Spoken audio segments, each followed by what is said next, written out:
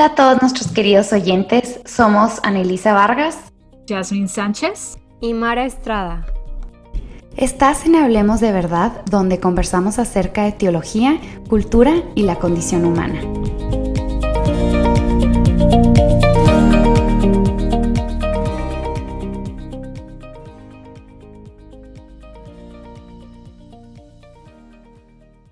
Hola, queridos oyentes. Este episodio que están a punto de escuchar fue traducido del audio original en inglés a español.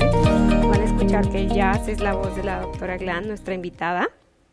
Y Annelisa y yo seguimos haciendo nuestras voces, pero también la voz de Jasmine. Esperamos que lo disfruten. Les cuento que estamos muy emocionadas, no solo porque este es nuestro tercer episodio en inglés, pero también porque hoy vamos a hablar de un tema muy interesante, que es ¿cuál es el rol de la mujer en casa? Pero antes quiero hablar un poco sobre nuestra amiga, la doctora Glan. Ella es profesora en DTS, enseña en el área de arte en los medios de comunicación y adoración y enseña en el campus y también hace algunos cursos de inmersión en Italia y Gran Bretaña.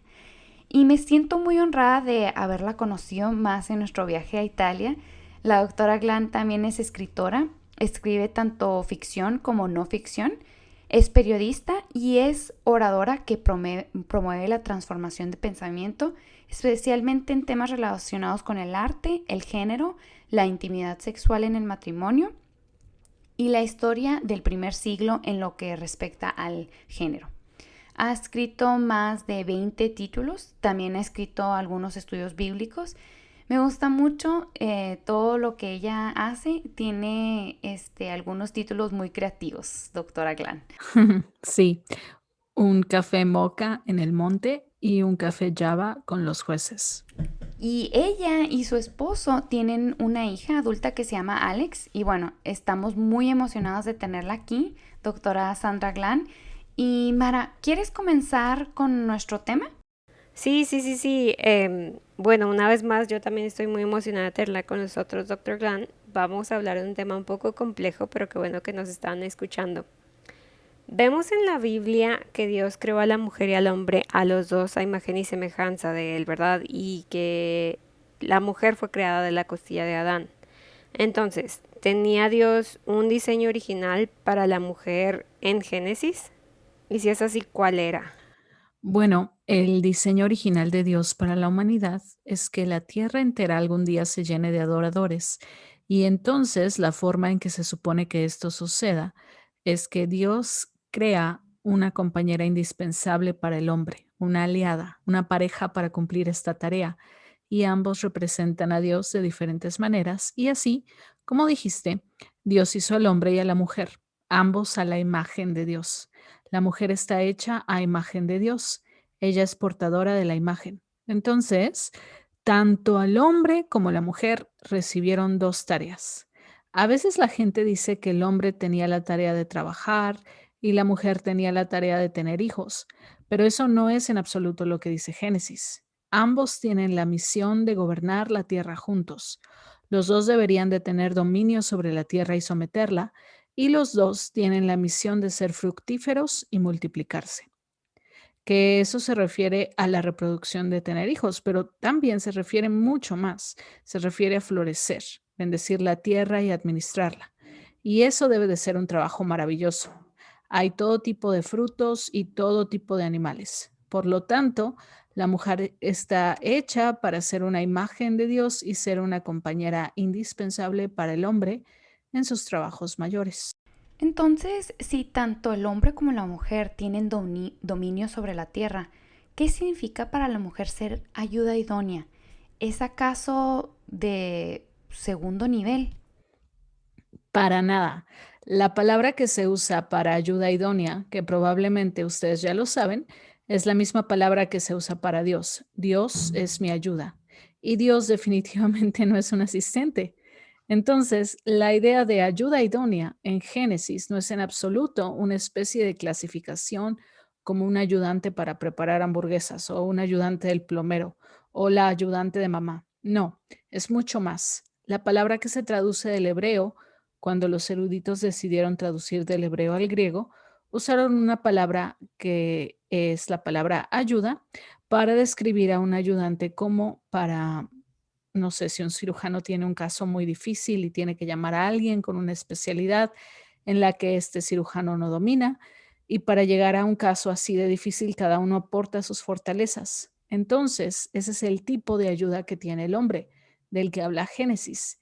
Y si nos damos cuenta en el texto, no dice que ella está hecha para ayudarlo con el trabajo.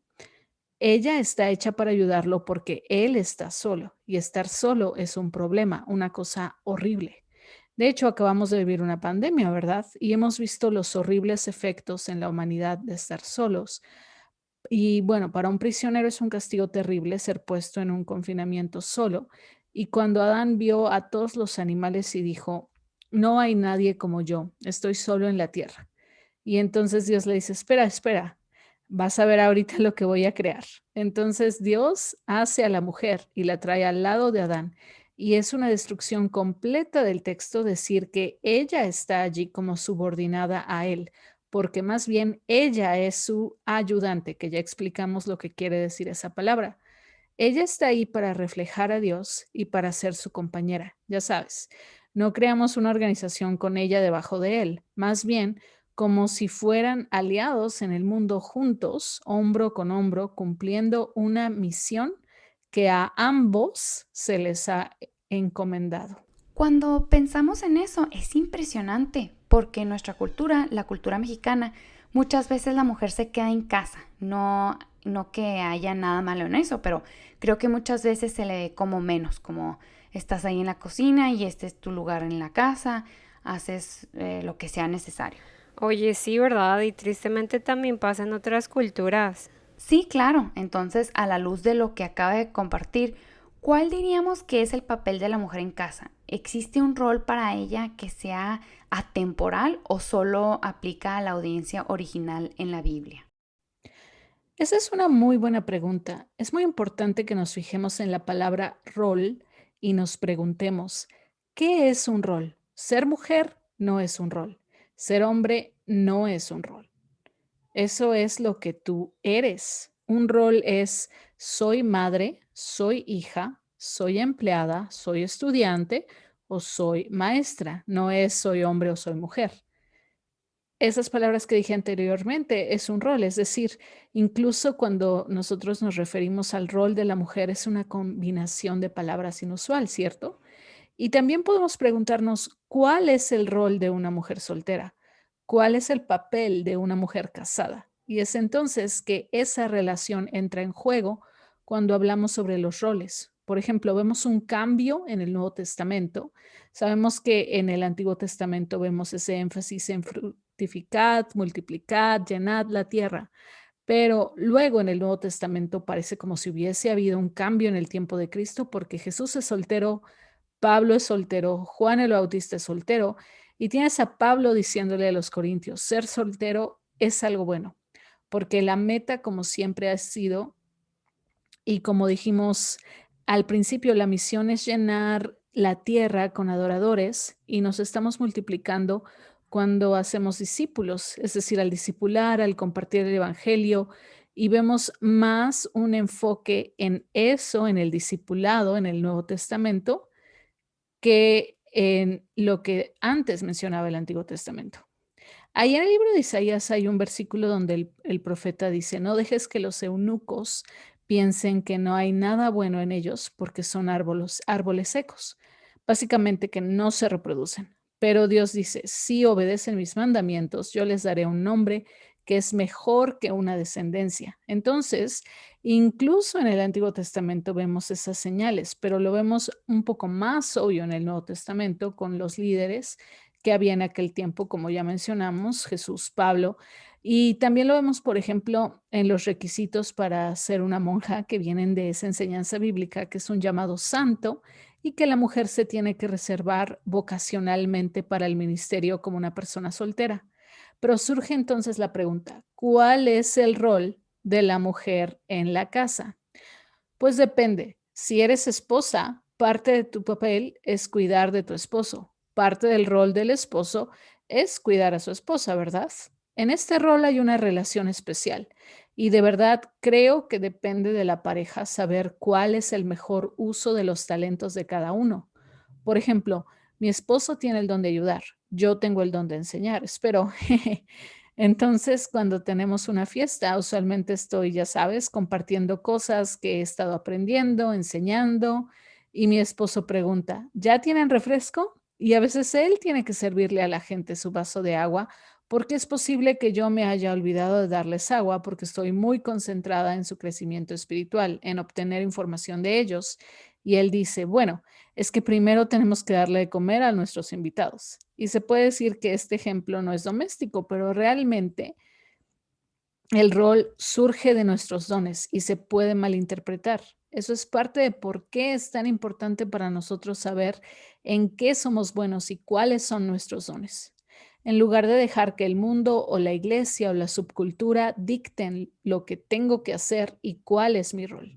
Si no se me dan las matemáticas y mi esposo es bueno con las matemáticas, entonces él puede encargarse de los números en la casa. Si soy buena en las matemáticas y él lo odia, entonces él no debería de tener que hacerlo si a mí me gusta y a él no. Algunas personas dirán que es trabajo de una mujer estar en casa mientras el hombre trabaja y provea financieramente, y dirán que duele a la viralidad de un hombre si una mujer gana más que su marido. Pero Jesús y sus discípulos fueron apoyados por mujeres y no afectó en lo absoluto a su masculinidad. Entonces ellos eran lo suficientemente maduros en su masculinidad para decir, el Evangelio es más importante. Por lo cual yo creo que la pregunta que deberíamos hacernos cuando vemos nuestros roles, ya sea como madre o como persona soltera o como esposa en el hogar, sería, ¿cómo puedo usar de mejor forma mis dones para Dios? Si el objetivo es multiplicarnos, hacer discípulos, algunas veces podría ser pagándole a una persona para que me ayude a limpiar mi casa para que yo pueda enseñar en el seminario de Dallas. Pero si tengo un estatus económico más bajo, tendré que trabajar más duro para yo hacerlo, ¿verdad? Por ejemplo, si no me alcanza para pagar la renta, no sería sabio de mi parte pagarle a una persona para que venga a limpiar mi casa, ¿cierto? Entonces, en este caso, depende de tu estatus socioeconómico o depende de si estás casada y de lo que tú como pareja y tu pareja decidan que es el mejor uso de sus recursos. Tenemos muchos estudiantes en el seminario y hay temporadas en que son más hombres estudiantes que mujeres. Muchas veces hay estudiantes que son apoyados por sus esposas para que ellos puedan ir a tiempo completo y para que puedan graduarse pronto.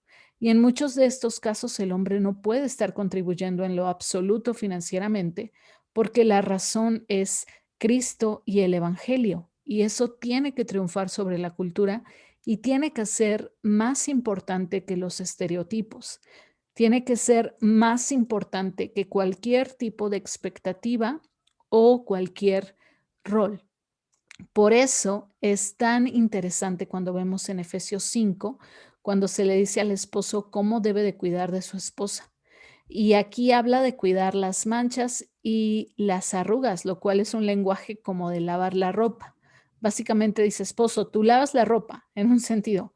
Vemos a Pablo diciendo, yo era como una madre que amamantaba y cuidaba a sus hijos, porque es un hombre maduro. No tiene miedo de usar un término femenino para él mismo como una metáfora para describir lo que es cuidar la vida espiritual de las personas.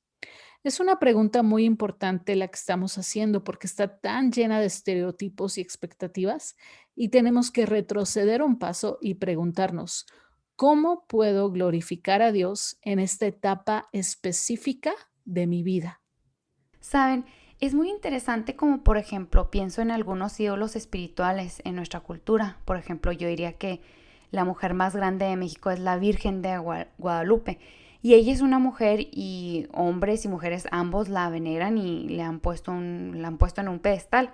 Pero cuando se trata de temas relacionados a la mujer, no sé, me parece muy interesante que una mujer puede ser venerada y poner en el papel de, pues, de un divino y luego, por otro lado, otra mujer puede ser tratada muy diferente.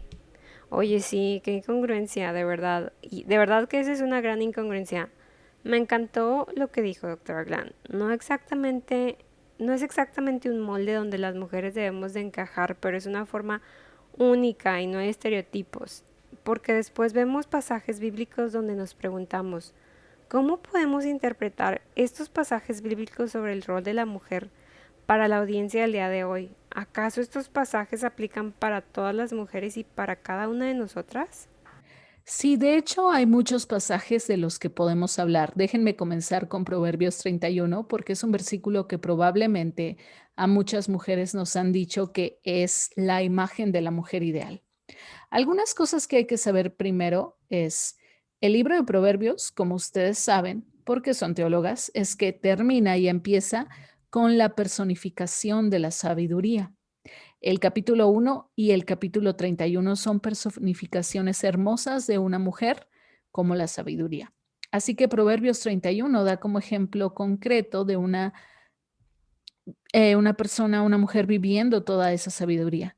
Y lo interesante es que no se la pasa en casa sola todo el día. De hecho, menciona a la familia al último. Hace y vende cinturones, compra y vende propiedades, tiene la Torá, la ley, Gesed, que es amor leal, pero la palabra Torá, ley, que sugiere que enseña y que enseña la palabra de Dios. O sea, está diciendo que ella enseña sobre la Torah, la palabra de Dios.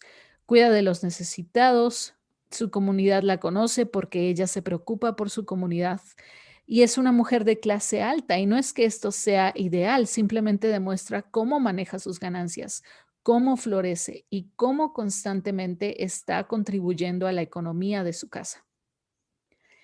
Y sus hijos no son su única motivación, ni su esposo tampoco. Al final ellos la ven y dicen, wow, ella es bendecida. Y esto nos enseña que si tienes hijos, ellos no deberían de ser tu vida entera.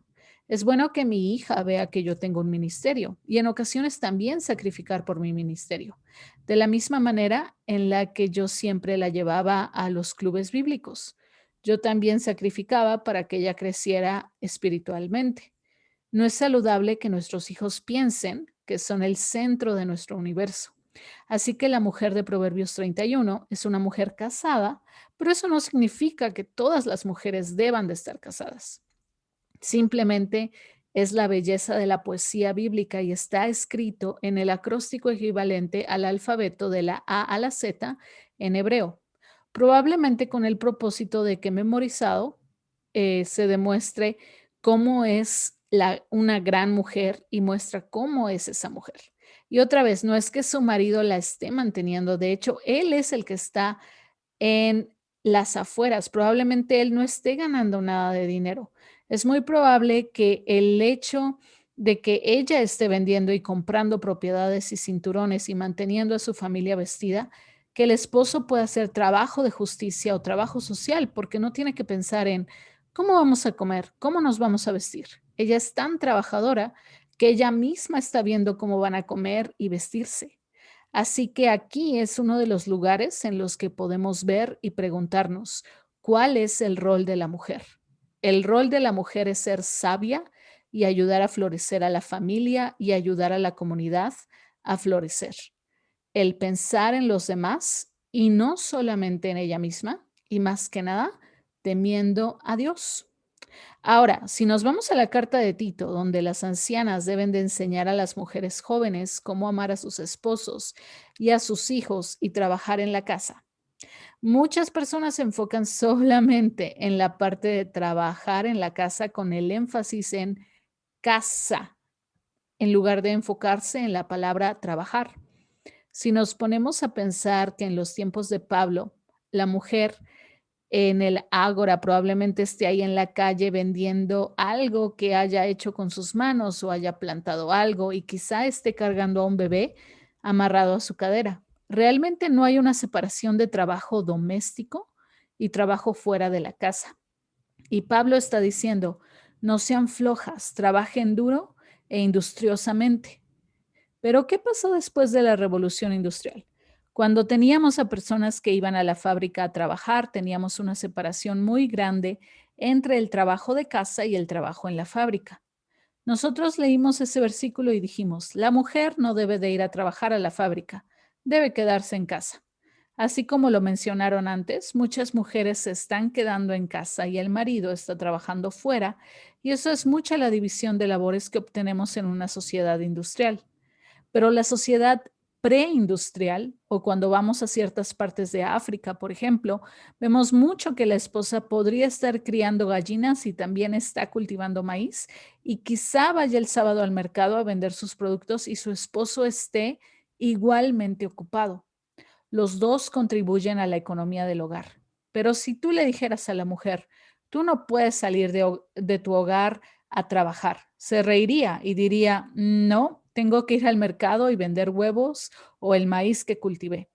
Así que lo que hemos hecho es tomar nuestro modo de ver las cosas, nuestro mundo, y hemos leído estos pasajes y equivocadamente hemos occidentalizado la interpretación de estos versículos y de alguna manera eso nos ha llevado a limitar a las mujeres. Wow, sí, tienes razón.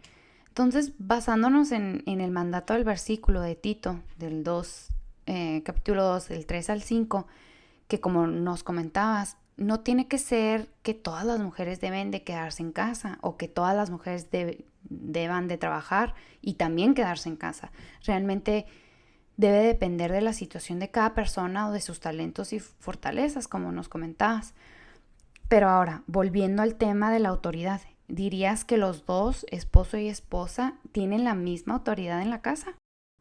Yo diría que los dos están bajo la autoridad del otro. Pablo le dice a los esposos que entreguen a sus esposas como Cristo lo hizo por su iglesia, es decir, que se sacrifiquen por ellas como Cristo lo hizo por su iglesia. Y luego les dice a las esposas que se sometan. Entonces su discusión debería verse así. ¿Dónde te gustaría comer? No importa, ¿dónde te gustaría a ti comer? Bueno, es poco desesperante, pero realmente es un muy buen ejemplo de amor. Y lo hacemos con nuestros amigos todo el tiempo. Nadie dice, bueno, como nadie sabe a dónde ir a comer, entonces Mara siempre va a tomar la decisión de dónde ir a comer. Por supuesto que no, nos vamos a turnar para tomar esas decisiones. Si mi esposo está manejando las finanzas de la casa y tenemos que tomar una decisión en cuanto a las finanzas, vamos a darle más peso a lo que él piensa porque él está más familiarizado en dónde estamos en nuestras finanzas. Pero supongamos que si yo me he estado reuniendo con las maestras de mi hija y estamos tratando de decidir cuál es la mejor estrategia para su educación, mi marido quizá va a diferir en cuanto a mi postura. Realmente en mi matrimonio es lo opuesto. Mi marido es el que se junta con los maestros y yo soy la que maneja las finanzas. Pero básicamente quien tenga más conocimiento o quien sea más hábil y decidan juntos. Y tenemos un ejemplo de cómo tomar una decisión en Primera de Corintios 7, cuando Pablo les dice, hay que abstenerse de intimidad física para orar. Y no dice, el esposo es el líder espiritual o el sacerdote es quien debe tomar la decisión. ¿Qué dice?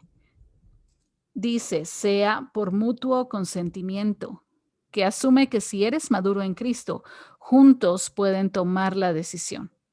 Y honestamente, por decir, si están tratando de tomar la decisión de vender la casa o mudarnos y estás completamente y no estás de acuerdo, entonces es mejor, o sea, es decir, si una parte no está de acuerdo en esa decisión, es mejor parar, orar, ayunar hasta que ambos estén en la misma página. Ninguno de los dos debe seguir adelante en la decisión hasta que los dos estén de acuerdo.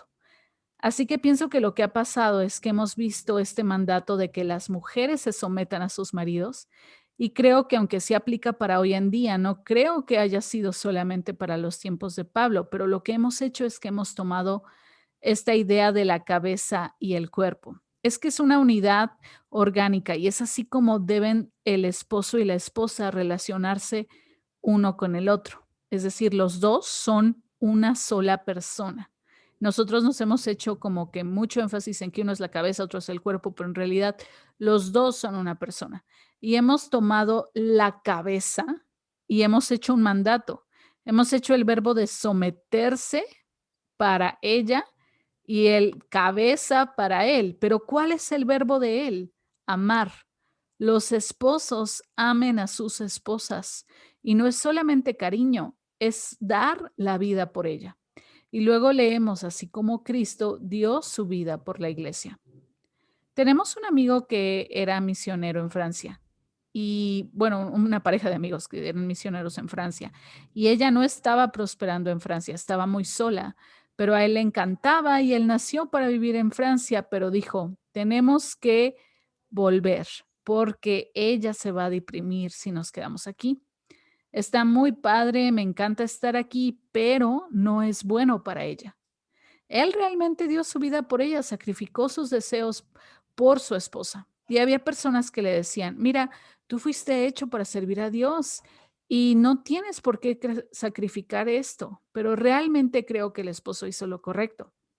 Y ahora él tiene otro ministerio muy próspero, pero también tiene un matrimonio muy saludable. Y realmente creo que vivió y aplicó Efesios 5 muy bien, aunque le haya costado mucho dar su vida por su esposa. No dijo, mira, yo soy el que toma la última decisión aquí, yo estoy a cargo, tu mundo gira alrededor del mío. No, más bien dijo, ¿cuál es la mejor decisión para los dos, para ambos? ¿Cuál es la mejor decisión para que Cristo sea glorificado y sea también y demos testimonio? Si ven a mi esposa sufriendo mientras yo estoy prosperando, ¿qué va a estar comunicando eso ante las demás personas? Es muy útil lo que nos está diciendo, doctora Glenn. De verdad que lo voy a recomendar a mis clientes porque esto es muy común en consejería matrimonial. Normalmente no hay un nosotros, o sea, es yo voy a decidir o ella es la que siempre decide, pero realmente es muy importante enfocarnos en tomar decisiones como un nosotros, o sea, como un equipo. En consejería es un poco difícil hacerle entender al cliente, al paciente, que tiene que tomar decisiones como un equipo y no solamente él o no solamente ella. ¿Qué dijo Pablo acerca de cómo los gentiles manejan la autoridad? Ellos dominaban y se enseñoreaban, pero Pablo decía que esa no es la manera en la que nos servimos entre nosotros.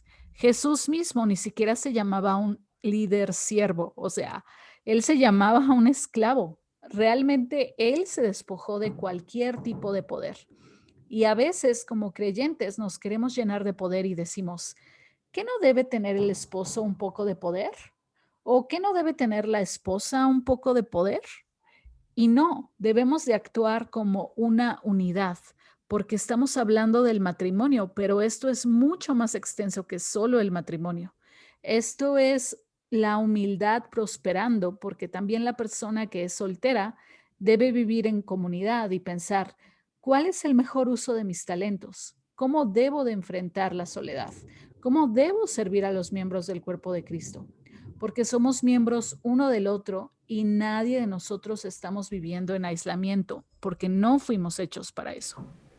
Sí, esto es muy cierto. Creo que eso se habla mucho a los solteros, bueno, y también a los casados, y especialmente a medida que envejecemos, porque creo que ahorita es muy fácil pensar que, bueno, ahorita estoy soltera y joven, pero con los años creo que ser parte de una comunidad es muy importante.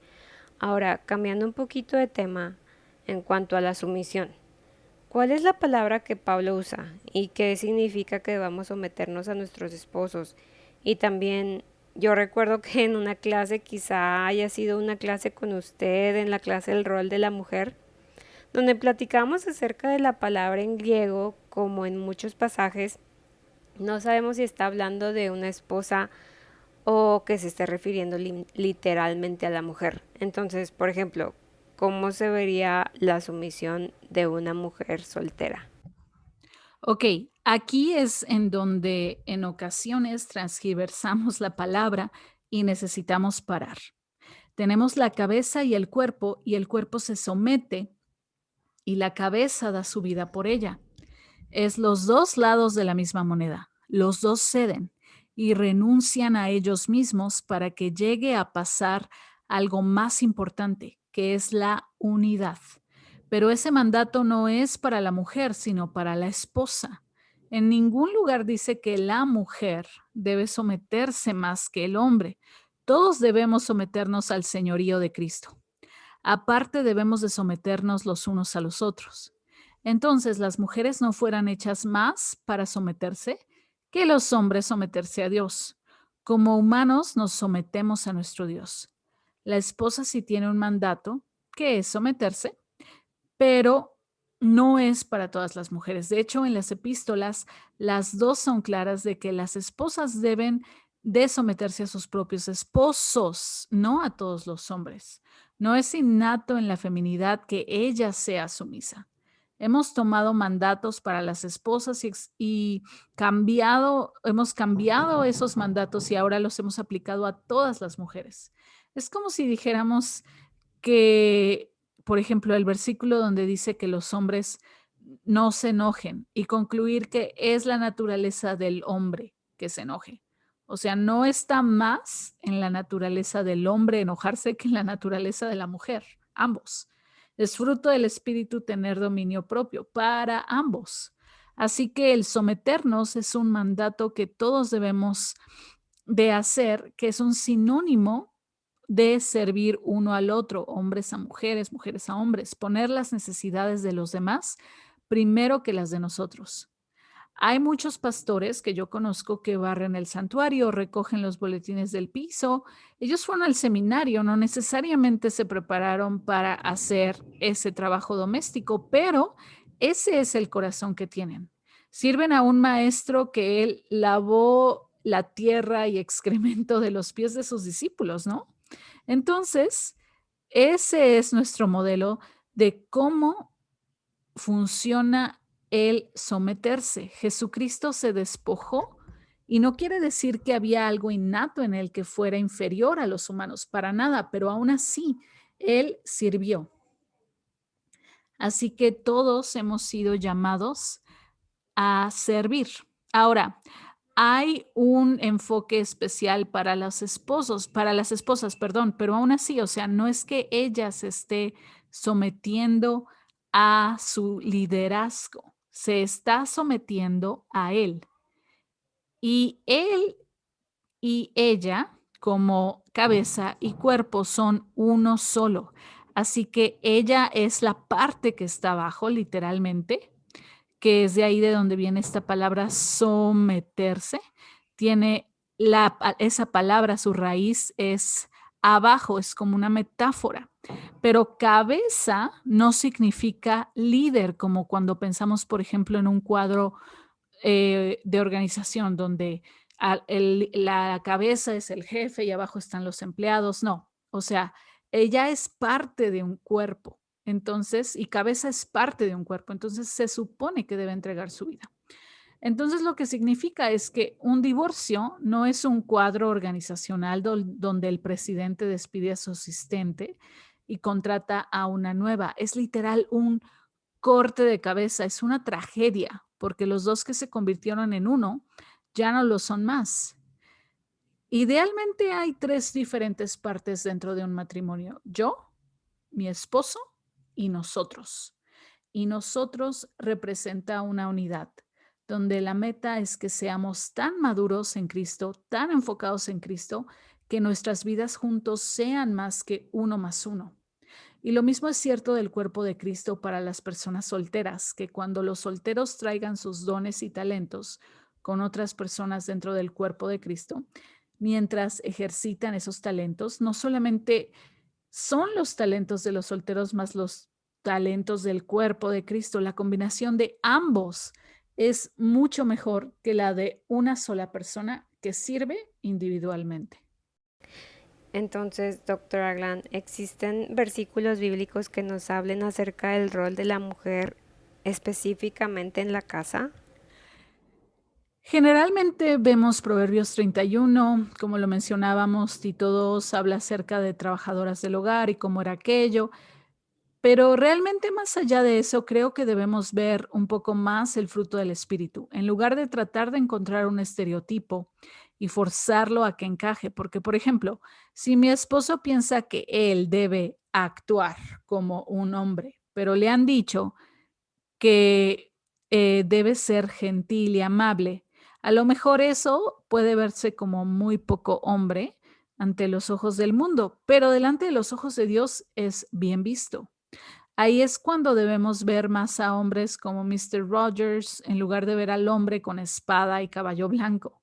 Había todo tipo de hombres en la escritura. Sí, habían los guerreros, habían los reyes, pero también los agricultores y los campesinos, los que contaban el dinero, los recaudadores de impuestos, los administradores. Y por ejemplo, el administrar es un regalo del Espíritu Santo que los hombres reciben y los administradores generalmente están en una oficina que nadie ve, que no es el presidente. Incluso tenemos hoy en día muchas iglesias que incluso tienen pastores administrativos porque no son aquellos que tienen el don de la enseñanza, pero alguien tiene que mantener el balance en las cuentas, alguien tiene que ser el introvertido que disfruta hacerlo. Y eso es estupendo porque están usando sus dones espirituales para otra gente y no todos pueden desempeñar el mismo rol. Bueno, hay muchas ideas equivocadas en cada cultura acerca de cuál es el rol de la mujer en el hogar, pero ¿cuáles piensas que son las más comunes? Me parece que la primera idea equivocada es que la mujer debe tener un esposo para estar completa. Y por cierto, le podemos atribuir a San Agustín que haya ayudado a solidificar esa idea dentro del pensamiento cristiano. Me parece que incluso antes que eso hubieron enseñanzas tanto de San Agustín como de Tomás de Aquino sobre la idea de que la mujer no es completamente a la imagen de Dios, a diferencia del hombre, y que ella le ayuda a que él represente la imagen de Dios. Y luego si tienen hijos, ay no, ese pensamiento definitivamente no me parece, pero lamentablemente es muy prevalente en nuestras iglesias aún hoy en día. El pensamiento de que una mujer está incompleta sin un hombre y que cuando ya tiene un hombre, entonces está incompleta sin hijos. Mi esposo y yo pasamos por 10 años de infertilidad y pérdidas de bebé, y este fue el pensamiento con el cual entré en mi matrimonio. Y fue una crisis espiritual para mí porque no había un lugar para mí en la casa. Y en un punto mi esposo me dijo, a ver, tú tienes dones y talentos. ¿Por qué piensas que tienes que estar limpiando todo el día? Porque yo creía que tenía que hacer mi trabajo dentro de la casa. Y él decía, el mundo, la iglesia, tiene necesidades y me hace muy feliz por ti que encuentres cosas que hacer para servir esas necesidades, cosas que edifiquen el reino. Y es un llamado santo el limpiar, por supuesto, y es un llamado santo el ser madre de tiempo completo y servir en un asilo y hacer todos esos trabajos. No es para nada que esos trabajos sean menos válidos, pero decir que únicamente esas son las cosas que las mujeres deben hacer es una tragedia, cuando los campos están blancos, listos para la siega. Sí, estaba pensando también cuando usted estaba hablando sobre el hombre y la mujer siendo uno solo, que por ejemplo en la iglesia en Latinoamérica va detrás de la iglesia anglosajona por unos 30 años, que aquí en Estados Unidos, por ejemplo, estamos discutiendo este tema muy libremente, pero allá es todavía algo muy novedoso, incluso algo escandaloso decir estas cosas respecto al rol de la mujer. Pero pienso también en el pasado, como por ejemplo en el siglo XII, mujeres como Clara de Asís y sus amigas vivían junto con los hombres en los monasterios y estaban sirviendo juntos y ellas para nada eran vistas como si fueran menos. Ya después separaron a los hombres y mujeres en monjas, sacerdotes, pero antes de eso todos estaban juntos trabajando, así que me parece muy importante como usted nos ha compartido diferentes puntos a considerar, tanto bíblicamente como históricamente. Me hace reflexionar cómo el plan de Dios es tan diferente y como lo vemos hoy en día a través de nuestra perspectiva occidental. Incluso cada cultura o iglesia en diferentes lugares son formadas por la cultura y tienen ideas equivocadas. En lugar de que la cultura dicte cuál debe ser el rol de la mujer, debemos de ser moldeados por lo que Dios y la Biblia dice que debe ser. como lo que dices, Jazz, el diseño para el cual Dios nos hizo, porque de otra manera no le estamos haciendo ningún favor a la iglesia, no estamos haciendo lo que el Señor nos ha llamado a hacer. Y puede que el Señor te llame a hacer algo que esté muy en línea con lo que dice tu cultura, o quizá lo haga por una temporada, como por ejemplo, cuando tuve a mi hija, las cosas en el seminario y en mi negocio se pausaron un poco y no podía dormir mucho, pero después el ser escritora realmente funcionó muy bien para mí desde casa. Tuve un poco de tiempo mental fuera, mientras mi esposo la hacía de padre, no de niñera, con nuestra hija, porque ya saben lo que se dice que era mi trabajo como mujer cuidar el bebé, pero es nuestro bebé, de mi esposo y mío, y ambos somos padres.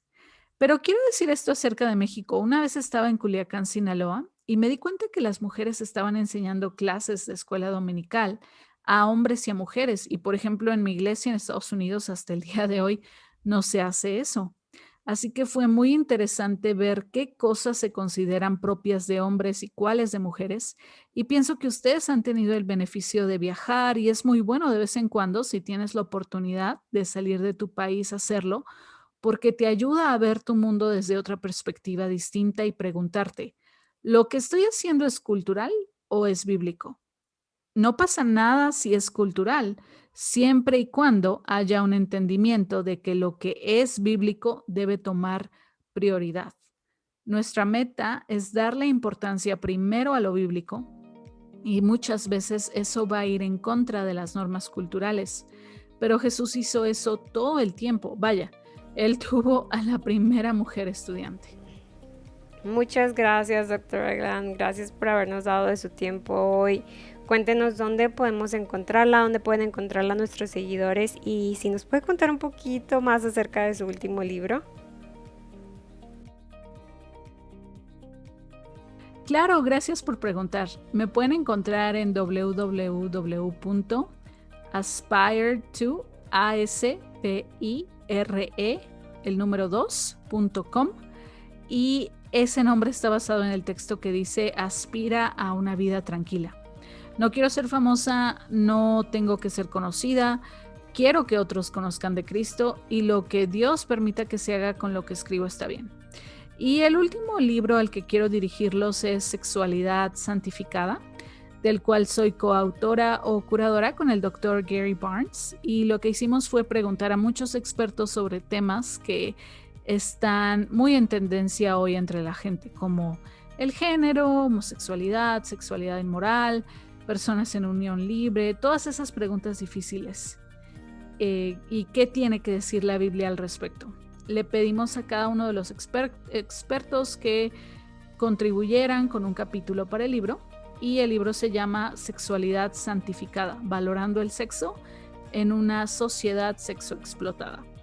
Las ganancias del libro beneficiarán a una organización que trabaja con aspectos de la sexualidad completa, así que nosotros no nos estamos beneficiando de esto financieramente y por eso puedo promover este libro con total libertad. Y este libro estará disponible en español también.